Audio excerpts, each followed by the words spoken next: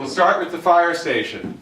Fire station, obviously, this is the central fire station here in Duxbury. It's located right next door on Tremont Street and the corner of Heritage, between Heritage and Mayflower Street. So, what are we going to be proposing?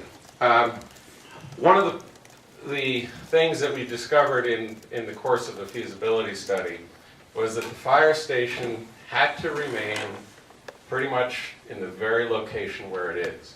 If you remember, 2 years ago we came to town meeting with a proposal to look at a combined facility. Again, the only way we could do that is to locate it somewhere nearby here, and that proposal was to put it on the cemetery. That didn't go very far.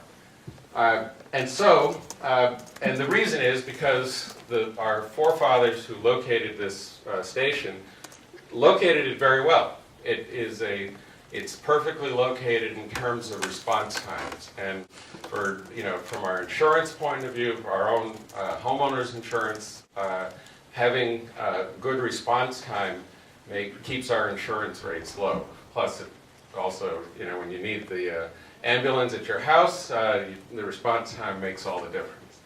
So we are keeping it on the current site. What we're proposing to do is to tear down that north wing where the current crew quarters is, and replacing it with a new 6,170 square foot addition. And on the first floor of that addition would be, and we have a few slides we'll show, but I'm just going to sort of sum it up, will be administrative space, and some operational space.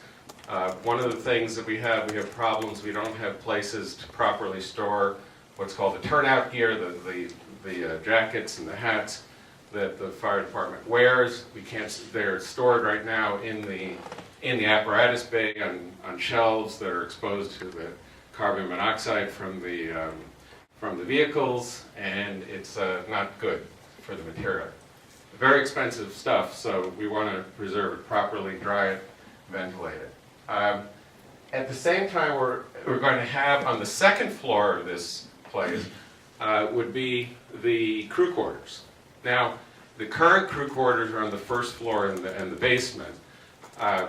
The administrative space is now above the emergency operations center, and if you've ever been up there, it's a very narrow staircase.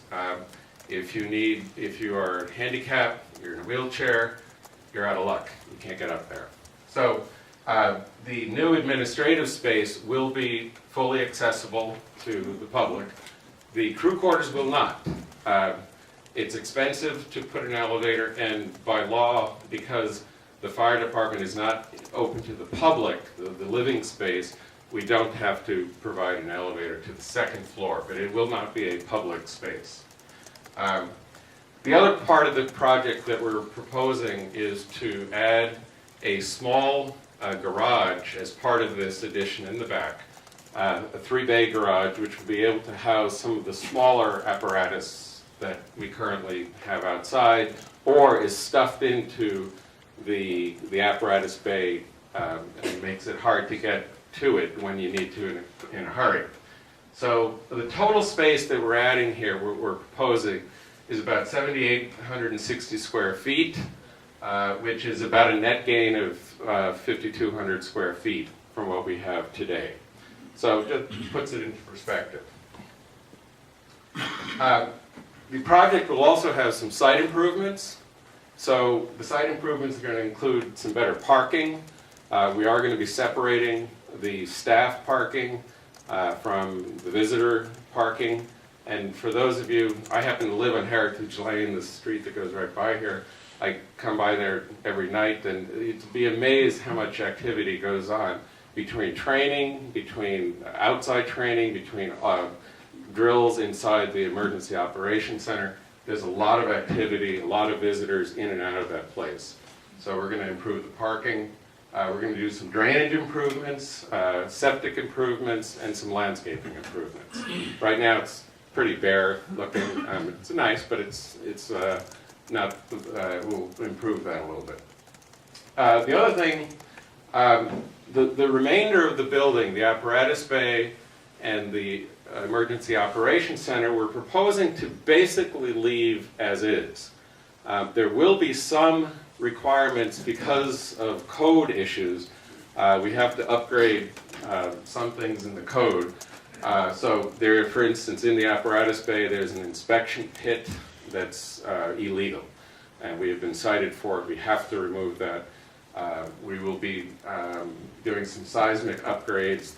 The building itself was the apparatus bay was not properly tied down, so in the event of a seismic event, earthquake, or a very large wind, who knows, it could fall over. And then we'll be doing some new energy lighting and energy efficient lighting, which we're trying to do throughout the building. We'll be upgrading the heating in that apparatus bay. Believe it or not, we don't have a fire alarm system in the building at all. And so we are going to install a fire alarm system. So that's part of the plan.